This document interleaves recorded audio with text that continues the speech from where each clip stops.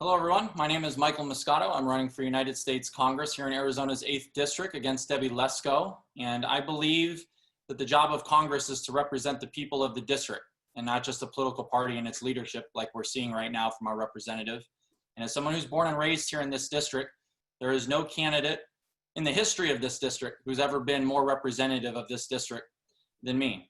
I'm the proud father of 2 little boys, husband to an amazing wife. Many of you have met her, so you know that she's definitely my better half. And I'm the son of 2 retired Arizona public school teachers, brother of an active duty military member. And I was blessed enough to be drafted to play professional baseball out of Glendale Community College as a young man. And that started a process of events and a journey that has led me here. When I got done with my baseball career, I came back home to an Arizona economy that was devastated by the recession in 2008. And like a lot of Arizona's youth, I came back home to an area that the opportunity to make a life for yourself, the ceiling of financial earnings was very low. And that forced me into a decision. And for too many of us youth here in Arizona, that decision requires us to leave Arizona. And that's exactly what I did. I took a job for $10 an hour in Los Angeles, which, as many of you know, that's not enough money to survive off of.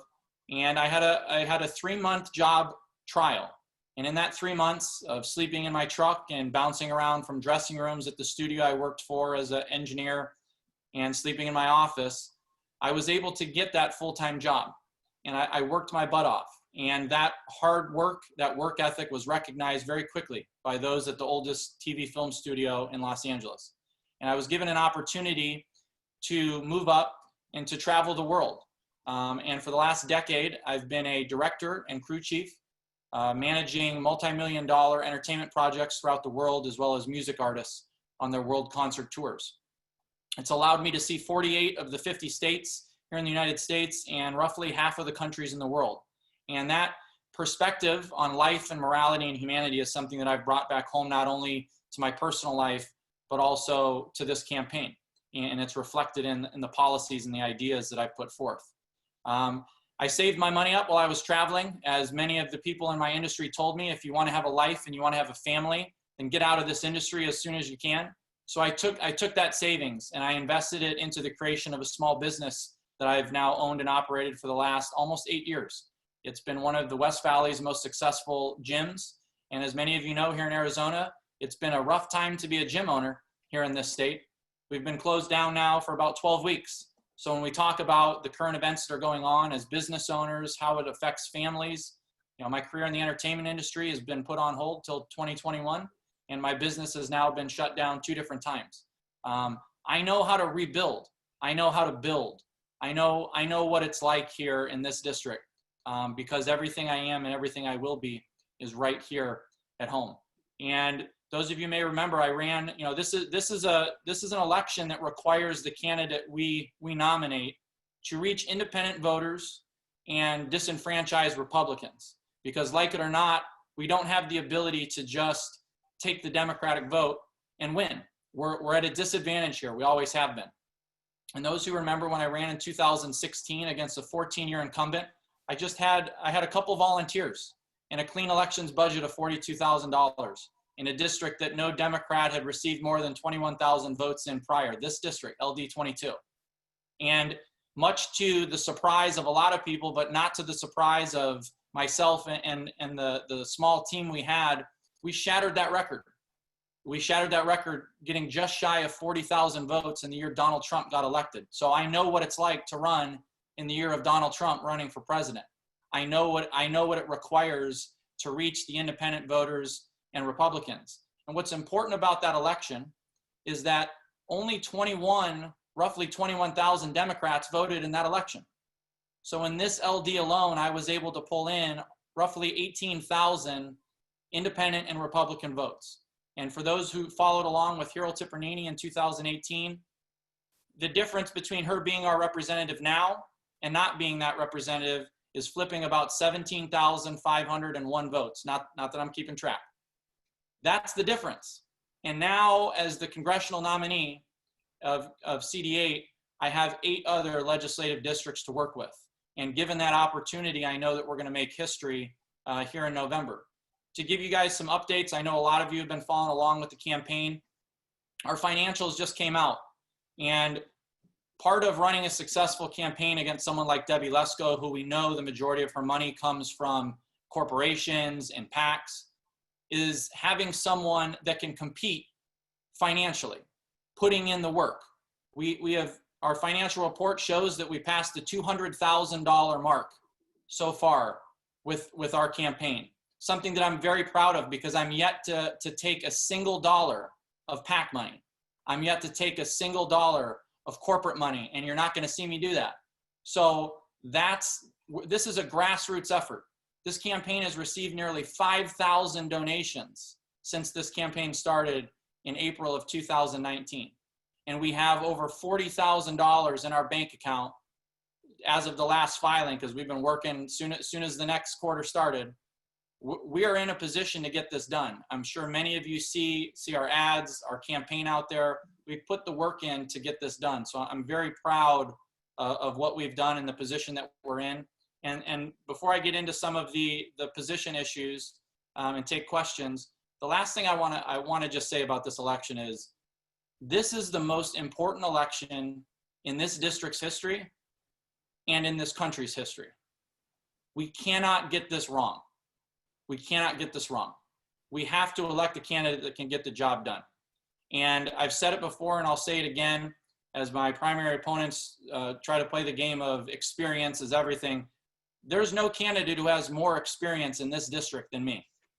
The experience that I have as a young man, born and raised here in this district, being a professional baseball player, working in the entertainment industry, being a small business owner, I have never had a job that doesn't rely 100% on my ability to perform and get the job done. Every single career I've ever held requires you to get the job done. And the 36 years of relationships and bonds and outreach is something that means something to this community. We're going to win this election. So real quickly, just to touch on some of the issues. I'm good on time, right, Bobby? Yeah, you're good. Okay. So just to touch on some of the issues, the major issues for me, and I just got done with a virtual town hall with Chelsea Handler before I got over here, and she asked me, what is the number one, the big issues here? And obviously healthcare is a big issue. We've talked about it. I believe that we need to have more affordable healthcare, that we need to have more accessible healthcare, and that healthcare needs to be expanded to 100% medical coverage. Insurance plans, we need to talk about coverage, not just insurance. I need to know that when I go to a doctor for a service that they can treat me, and that one thing is not going to cost $100,000 and bankrupt me when I've been paying into the system every month and every year of my life. We can do this. We can reduce the cost to our healthcare, which is approximately $3.6 trillion, by a couple things. One, prescription drug medications. We need to reduce the cost. I've pointed this out repeatedly. One of the ways to reduce prescription drug costs is to attack the fact that a lot of the money is spent on marketing and advertising.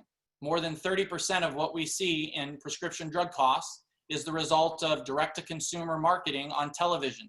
The ads you see on TV where it's a nice sunny day with a family, and then at the very end they slip in the you may die or have other heart issues that you would never have had you not taken that medication. We can eliminate that, reduce our costs by 30%, and reduce the cost of doing business for those prescription drug companies who like to say it'll affect their ability to create good medications. It's not the case. We're going to take it right off the top, so that we need people to make good drugs for us to help us, but we can also do that being less expensive. The other way that we drop costs, you hear Medicare for all, single payer is the big term. I've put forth my idea with single payer, but the main issue with single payer is that it streamlines the process of our healthcare system. So we don't need 1,000 different codes and 1,000 different billing methods for healthcare. We can streamline that process, and that saves us about 1/3 of the cost on our healthcare system. So those are things that we need to do. And by making healthcare more affordable, we accomplish two important things. We allow more people to buy into the system, which drives the price down. And we're also able to take that take the quantity of people, okay, and create a system that allows for, if private companies want to compete, great, but they're going to compete against the rest of this country. And that's going to be really tough for them to do. And that's the direction that we need to go. So when you see people say, well, we need a private option, hey, guess what? You can have a private option. But when you hear Debbie Lesko talk about HSA accounts, when nobody has $500 in their bank account for the majority of Americans, let alone 10,000, all they're really trying to do is get businesses and church groups to pool their resources to drive costs down. We have 328 million Americans. Let's let them compete with the entire country. They're not going to be able to do it. Immigration's the next big topic. 36 years old, immigration has been a wedge issue politically every year of my existence. It's because Republicans need it to create fear-mongering for their base in order to win elections. I want to do something about it. Instead of building this ridiculous wall, which, by the way, he hasn't built 200 miles, he's a liar. He's built 3 miles. And of the wall, we've seen people can cut through it with a $100 battery-operated handsaw. They can scale it in 45 seconds. They can tunnel underneath it. So let's stop being a joke. I'm glad Debbie signed the wall because now she's attached to it forever. Okay, hopefully that's the last thing she signs because I know she doesn't sign any bills. We can instead take those billions of dollars, and for those who like to say, oh, we need national security, immigration reform is perhaps the key to our national security and to boosting our economy. We lose 40% of our crops right now because we don't have people working in the fields or doing those jobs. And unless kids that went to Mountain Ridge High School like me are going to start coming out of the suburbs to work the fields, which that's not happening, then we're not going to change that. Let's take that money and invest it in case officers, in judges, in healthcare officials, in border patrol agents, in technology that detects and deters illegal drugs and human trafficking. We can do this by having people in office who want to actually address the situation. So immigration's a big one. The environment is next.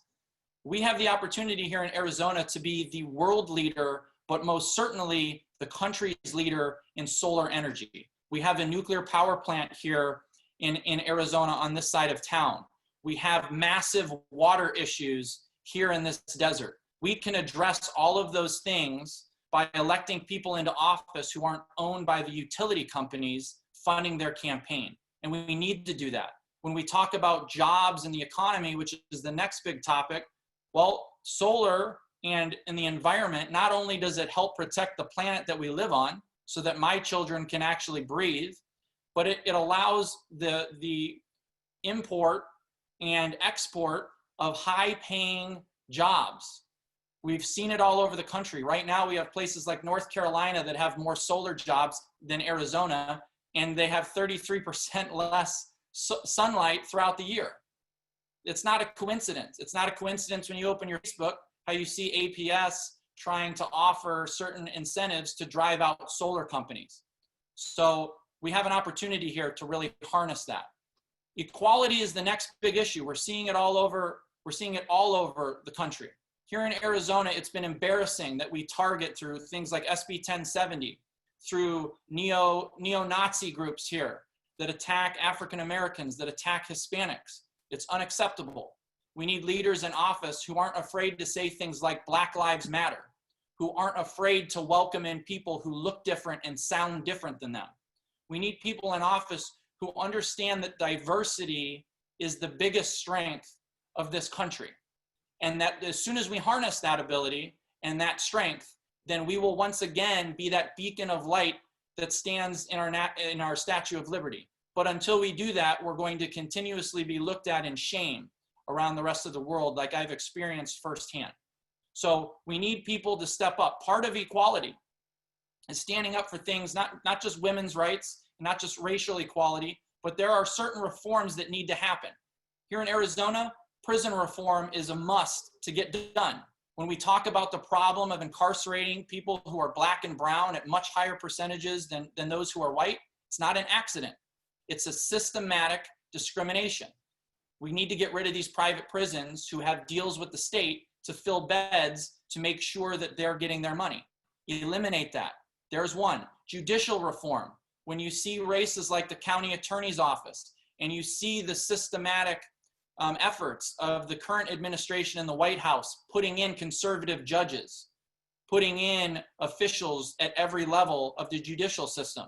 It's because they know that if a cop messes up and they have the judges in place that they want, there is no accountability. If we have people who deal with the law in perspectives of equality and the law, then the law will be followed. And that's a big problem. The next part of equality is making investments into the communities. Make investments into our communities, not just education. When you hear things like defund the police, people are mentioning that's about making sure that resources are going into communities that have been left alone, that have been segregated from the rest of society, so that my neighborhood is no different than a neighborhood out in Maryville. We need to make that happen, and that's not going to happen unless we have representatives who work for equality, who are willing to listen to the people. I know as a white male that there's a certain amount of white privilege that comes in my position, and the responsibility for me is to listen. I can't relate to some of those people. I have not had that experience, but I can listen. And listening is part of being a representative. And those of you who know my opponent, you know we could use a change in that area. Gun violence is another topic. I'm proud to be endorsed not only by several labor groups and environmental groups, but I'm also proud to have the distinction for Moms Demand Action as a gun sense candidate. I'm a proud, responsible gun owner, but I also realize that my children's lives and the community's lives are at risk when people who aren't responsible gun owners have access to high-powered weapons and weapons in general. So we can do certain things. Universal background checks have no effect on my Second Amendment whatsoever, and 99% of gun owners I know agree with that. So let's get it done. We need investments in mental health care. Goes back to healthcare in general, 100% coverage. But it's another check and balance on a system that should prevent people who wish to do harm or who aren't mentally stable from accessing those weapons. And then the other real easy thing is to close the boyfriend loophole. If you're someone who is part of domestic violence, you don't need access to that weapon. Police officers already have the ability to come into a situation and where they feel that that person is at risk, and they can remove those weapons. We need to make sure that that's something that can happen on a more regular basis rather than being reactive to a tragic situation. The last thing I want to mention, there's two parts. Education, obviously, we talk about kids being used as experiments here recently with reopening schools. I'm a parent of a 5- and 3-year-old, okay? I'm a business owner. I understand that we all want to go back to normality, but guess what? We're in the middle of a pandemic here, okay? So we need systems in place. We can't treat our kids like this is a business. These are not clients. This is our future. Our teachers, I mean, isn't it real rich that we have athletes who are turning down millions of dollars in their jobs, not getting hassled by their employers, but we have teachers that are being forced to go back to their jobs for wages that they can't even support themselves on. It's unbelievable. How about instead of the NBA players getting rapid tests and immediate results, let's get those in the schools. You want to open up the schools? Let's know that every teacher who comes in and every student who comes in, there's no transmission. Let's make that available to our businesses. Let's put a plan forth that isn't just, well, I think you'll be okay. That's not how any of us operate our families. We're seeing teachers dying. We're seeing parents dying. We're seeing young people dying. My kids are not going to be the experiment for an administration that is really using this as another opportunity to defund public education, because that's really what this is about. They know that some of the private schools, when we talk about school choice, those private schools are going to open. So we're going to give them that money. It's always that systematic flow out of public education. And the last part of education I'll just touch on real quick when we talk about school choice. We all as parents want, when we say school choice, we mean we want our children to have the best opportunity to have an education, a quality education that there is. School choice isn't a choice between a defunded public school and a private school that is not held to accountability but is receiving all the money that the public school was supposed to receive. That's not how this is supposed to work. I've been to both private and public schools here in Arizona. My public school was spot on. We had AP classes. I had fantastic teachers in the Deer Valley Unified School District. There are bad professionals in every profession, but I had a great experience in the public schools here, better than the experience I had in the private schools. The last bit is corruption. And when I talk about corruption, it's not just Russia, it's campaign finance reform. We need to reverse Citizens United. We need to make sure that as a member of Congress, you're a check and balance on the president, whether that president's a Democrat or a Republican. You're here to represent the people of the district. And when things come up that are questionable, we need to make sure that that stopgap is the representative here. Those of you who follow me on Twitter, you know I'm not afraid to stand up to these people. They're individuals. They're no better than any of us. Debbie Lesko is not any different than any of us. She works for us. And as your next representative, above all else, you're gonna know that I'm working to make your lives better every single day that I go to office. So if there's time, I would love to answer some questions that people have.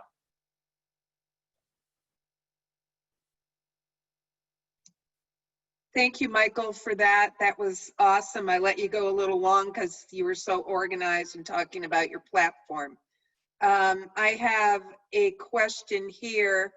I don't see any other questions in the chat, but people are saying fantastic presentation, Michael. You nailed it, and you stole every question that they had. So one question that didn't show up was, your website doesn't have a Spanish translation. Doesn't that marginalize Spanish speakers? It's something that we're working on. I can say this in regards to my platform and my passion. I have been the most vocal candidate that I've seen, that many people have seen, in regards to making sure that the Hispanic community is recognized here. Those of you who have seen me at the meetings, the first thing that I did was sit down with groups like the CPLC and find out what I can do to help. Immigration reform was the first piece of my platform that I put out. You may notice on my website there is actually a tab for Spanish. We're in the process of actually translating that, because when we hit the ground running August 5th, then that is obviously part of the goal of the campaign, is to bring more people in. I don't speak Spanish fluently, so otherwise I would do it. I don't trust Google to translate things. I've made that mistake before, but we have some people who just recently reached out about exactly that, but it certainly doesn't minimize. I'll tell you this, I was, back in the fall, I was one of two candidates. Adrian Fontes and myself were the only two candidates who went into the state Hispanic caucus meeting to ask what we could do to help. I was the only white candidate who walked into the Black caucus meeting in the state party. I'm 100% about equality, and as I've stated in public before, my kids are going to grow up with kids that don't look like them, don't sound like them, but we're all on the same team. And no matter what you look like, what your sexual orientation is, your gender, I'm working for you. I believe in you. I want to make your life better. So we'll take care of the website issue, but I mean, that has nothing to do with this campaign at all. It's about to assume that just because a candidate has a Spanish translation is assuming that just because they have a street sign up on a corner that they've actually spent time campaigning. So I mean, there's a lot to that, but in-person meetings and relationships and endorsements from people in the communities is something that I've built on for 36 years. So I'm quite confident in that. Good question though, thank you. Michael, there's another question. Can you speak to what separates you from your opponents on the Democratic ticket? Yeah, that's a good question. Is that Panita? That's Panita, yeah. Thank you, Panita. Well, I think, where do I begin? When I talked originally, the job of Congress is to represent the people of the district. And there is no candidate who represents this district more than me. Just because I'm younger doesn't mean that I'm not aware of the issues for the 55 and plus community. I mean, my father and our family has worked closely with the AARP chapters for years. I grew up around an older community talking about things like Social Security, pensions, but I've also grown up here. So I know the ins and outs of this district. I know the needs of this district.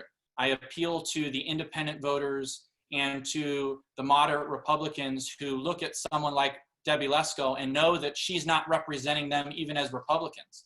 They know that I'm not afraid to represent everyone in the district, even if that means that I disagree with some of my own party's positions or things that they say.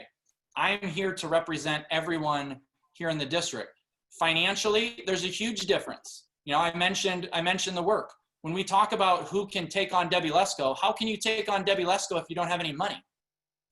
You know, one of my opponents didn't file a financial report, and the other one has negative $10,000. So when you heard the town hall, those of you who were there, when you talked about, oh, well, we can take on Debbie Lesko, you can't take on Debbie Lesko when you don't have any money. And you don't have any money because you're not putting in the work. You don't have the team in place. I'm on the phone every day. I lock myself in this room and I'm calling people because I know that the only way that we can compete with Debbie Lesko is to have the support of those who have the resources we need to get that done.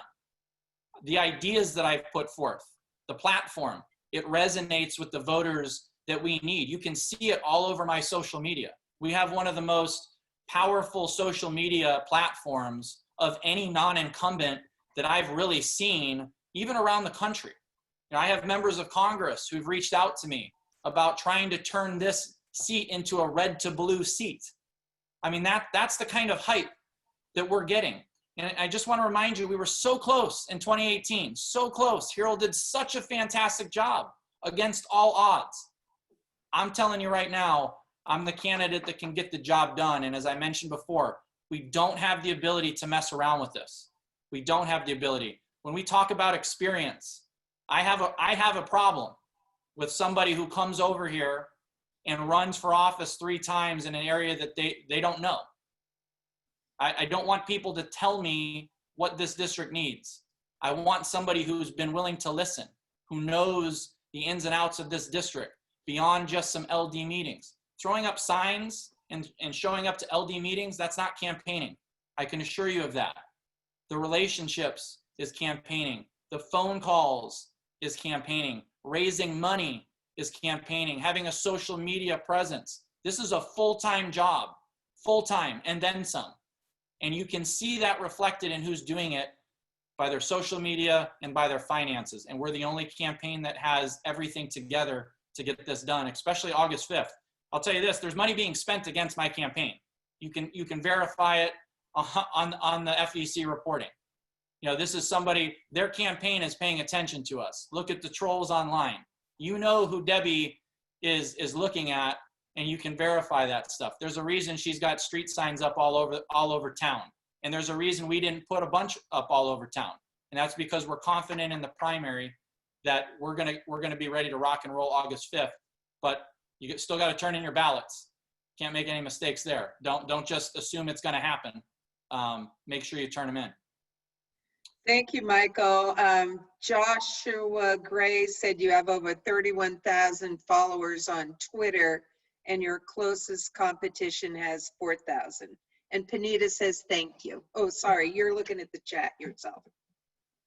So Marty Cohen asked, am I preparing for this nasty fight? Yeah.